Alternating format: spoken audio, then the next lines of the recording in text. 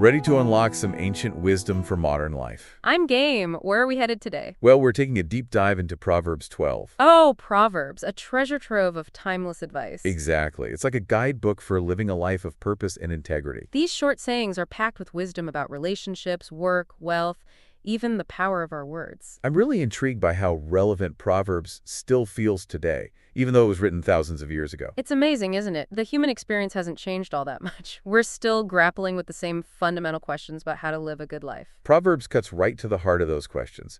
Like, right off the bat, Proverbs 12.1 hits us with this truth. Whoever loves discipline loves knowledge, but he who hates correction is stupid. Ooh, that's a strong statement. Stupid. But it gets your attention, right? It definitely makes you think. And it sets the stage for this whole idea that being open to learning and growth is essential for a wise life. It's like saying, okay, if you want to be wise, you have to be willing to admit you don't know everything. And to accept correction even when it's tough to hear. Exactly. Which is so counterintuitive sometimes, right? Our natural instinct is to resist criticism.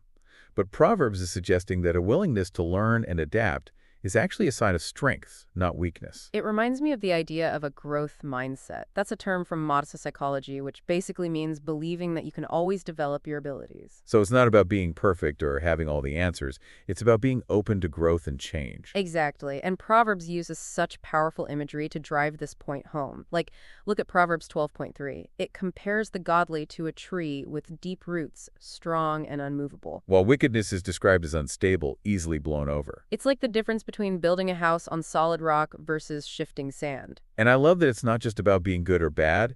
It's about the foundation you build your life on. Are you rooted in principles, in values that guide your decisions? Or are you easily swayed by whatever comes your way? Okay, let's shift gears a bit and talk about relationships. Because Proverbs has a lot to say about that, too. Oh, yeah.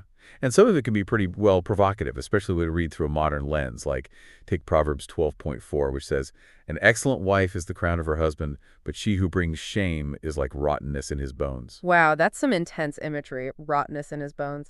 And it definitely raises some questions for us today about how we view marriage and gender roles. Right. Like back then, a crown wasn't just a fashion accessory. It symbolized honor, power, even victory.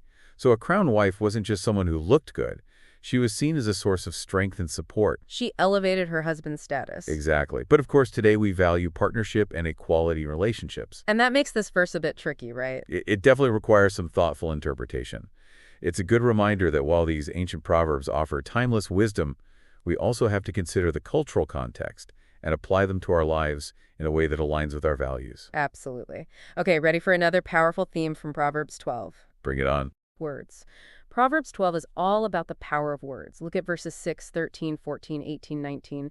They're like a symphony of warnings and encouragements about how we use our words. It's striking how much emphasis there is on this one thing. And the language is so vivid. Like, it compares the words of the wicked to a murderous ambush. Yikes. But then it contrasts that with the words of the wise, which bring healing. It's a powerful reminder that our words have real weight. They can cause harm, but they can also bring comfort and encouragement. Like verse 18 really struck me. Some people make cutting remarks, but the words of the wise bring healing. It's like a challenge to be mindful of our speech, to choose our words carefully. Because they have the power to stick with people long after they're spoken. Exactly. And, Proverbs 12 doesn't just focus on the negative. It also highlights the incredible power of encouraging words. Like verse 25 says, "Worry weighs a person down. An encouraging word cheers a person up." I love that. It's such a simple yet profound truth.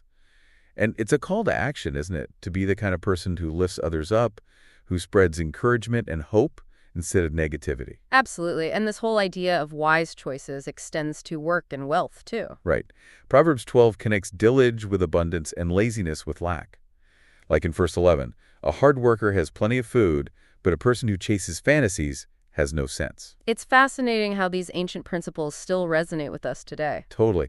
Hard work, focus, planning, these are all still essential for success, not just financially, but in all areas of life. And, there are so many other nuggets of wisdom in Proverbs 12 that we could unpack. But before we wrap up, I want to highlight one more that really stood out to me. Which one is that? Verse 12. "The wicked covet the catch of evil men, but the root of the righteous yields fruit." Ooh, that's a good one. It makes you think about what kind of fruit you're cultivating in your life, right? Are you investing your time and energy in things that have lasting value? Or are you chasing fleeting pleasures, things that ultimately leave you empty? Wow. That is definitely something to ponder. So as we come to the end of our deep dive into Proverbs 12, I hope you're feeling as inspired as I am to apply these ancient truths to our modern lives. It's amazing how relevant they still are, isn't it? It really is. And, the beauty of Proverbs is that it's not just about reading and agreeing with the words. It's about taking those words and putting them into action. So I'm curious, what Proverbs from Proverbs 12 resonated with you the most today? And what one small step can you take this week to live a little more wisely, a little more intentionally? That's a great question. Let us know what you're thinking Until next time, keep seeking wisdom. and keep diving deep.